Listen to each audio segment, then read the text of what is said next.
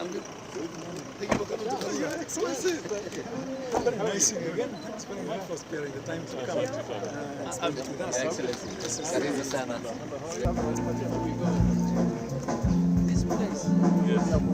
I pray for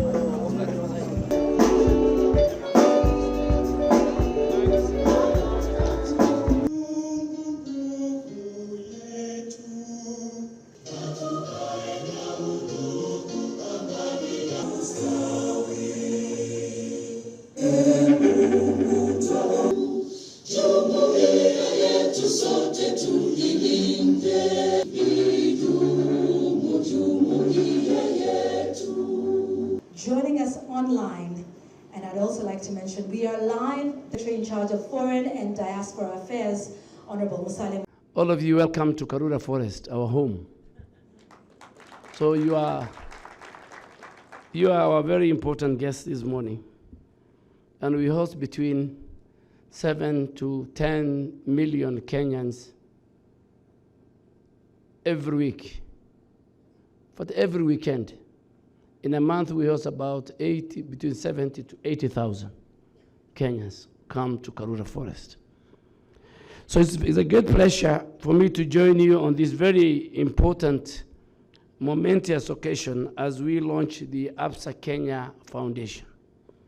And I'm particularly delighted that we chose Karura Forest as the venue of this event.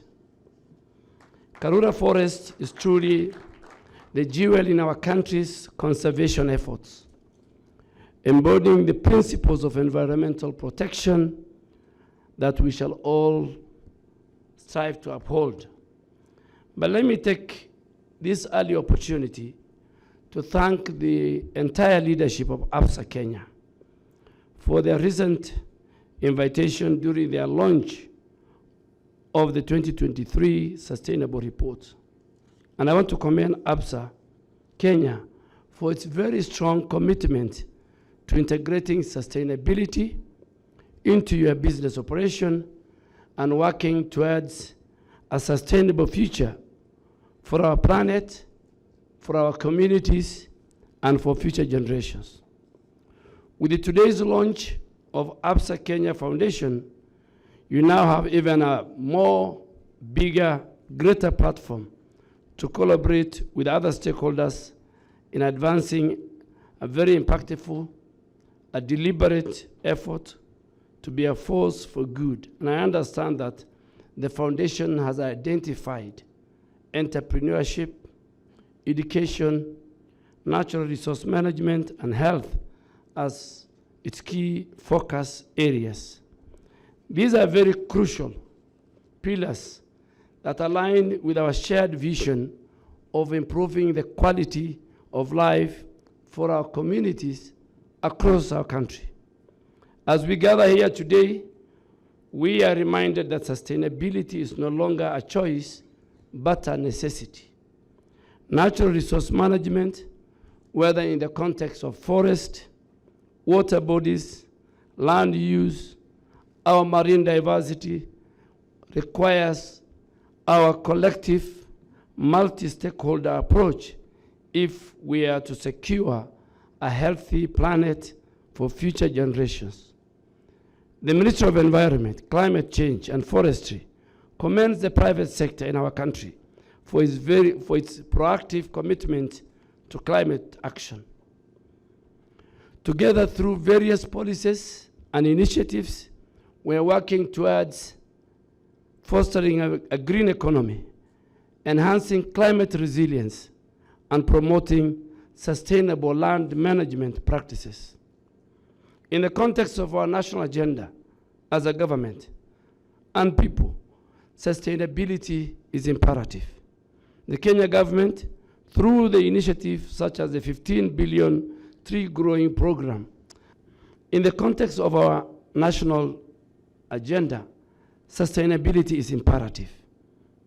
So the 15 billion growing program aims to increase our forest cover, which is now at 10.3% to 30% by 2032. This is a very ambitious goal, And it's not just about planting trees. It's about restoring the ecosystem. We don't call it planting, we call it growing. You can plant a tree and it dies tomorrow.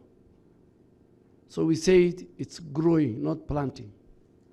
But it's more about our ecosystem. It's more about mitigating the climate change. And it's more about creating sustainable livelihoods for our communities. So I started my business when I was in campus, my 4th year. I had gone to Absa, an event. I asked them if I can display my products. I sell honey, and they gave me a table where I displayed my products. And Absa were part of the organization. They were partners with OIT Kenya. And Joyce from Absa noticed me, and that is how I came to interact with Absa for the first time. And it has really been a successful journey, I would say. At Asali Bechebet, we are deeply committed in promoting sustainability and empowering local communities we work with.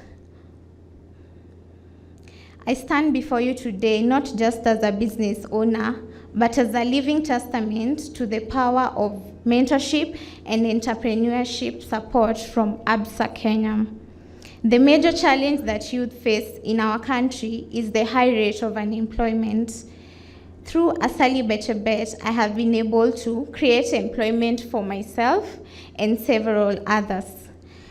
Our young people, full of potential and drive, are grappling with limited opportunities to put their skills to use. The unemployment rate, especially among the youth, is a growing concern, and the ripple effect of this reality touches all of us. But this is not a story of despair. It is a story of hope, and that hope is fueled by initiatives such as Absa Foundation. Through the Absa She-Stars program, I have seen firsthand how mentorship and entrepreneurship education can transform lives. I've learned that being an entrepreneur is more than just having a great product like mine.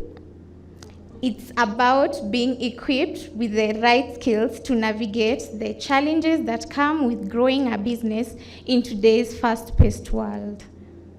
With Absa's Kenya financial support and access to credit, we were able to scale our honey production, expand our product line to include infused honey varieties. We have lemon-infused honey, we have ginger-infused honey, we have chili-infused honey, and expand our product range to include kitchen accessories such as chopping boards and wooden cooking spoons.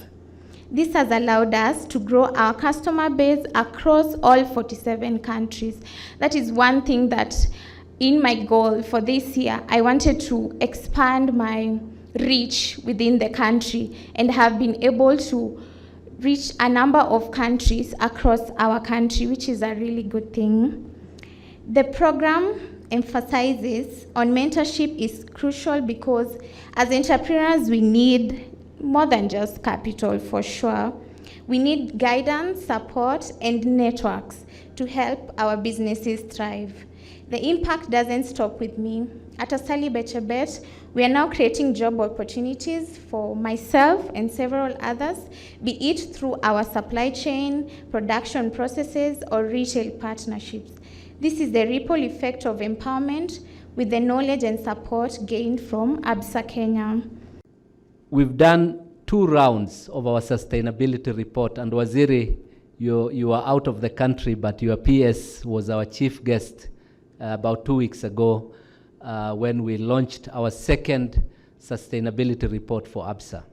And so the journey has been long. The step we are in today is a very, very important one as we launch the Absa Kenya Foundation. It's a vehicle that will allow us to scale up the impact of our activities and to be able to invite partners and other people that are ready to work with us. And we already have a list of local and international partners that have said, once you launch the Absa Kenya Foundation, we will work with you. And so we are very pleased with what we are doing today. We have environment as a key pillar. We've done 1.4 million trees so far from a target of 10 million, which Waziri has told us is too low. But, we are making very, very good progress in that regard as well. And we've done upskilling of youth through a free online program that has impacted 250,000 young people in our country. And that's a journey that we will continue doing as well. And then lastly, on this looking back picture, athletics is core to brand Kenya. And Absa has played a very important role in supporting sports and sporting activities. The Kip Keino Classic is perhaps one of the biggest sporting events in our country, and Absa has been the primary sponsor since it started. Last year we had His Excellency the President and Dr. Musalia and others joined us to watch some very good sport. We do the Magical Kenya Open, which is a global event in the golfing fraternity, and many other smaller sporting activities that are part of our sustainability agenda. The agenda and the mission that we have set for ourselves is ambitious, but with the support of the government of Kenya, with the support of all the partners that we work with, we believe that we are set for the next phase of this journey as we make more impact in the society. And it all comes back to our purpose as Absa Group. We have a purpose that says empowering Africa's tomorrow together, one story at a time. And every one of those words is important. It's about empowerment, it's about growth, it's about our continent, our country, which is the future of the world when you look at the Africa dynamics and the demographics that are developing. It's also about tomorrow. Tomorrow speaks to hope, it speaks to inspiration. And we talk about doing it together, all of us together, not one organization.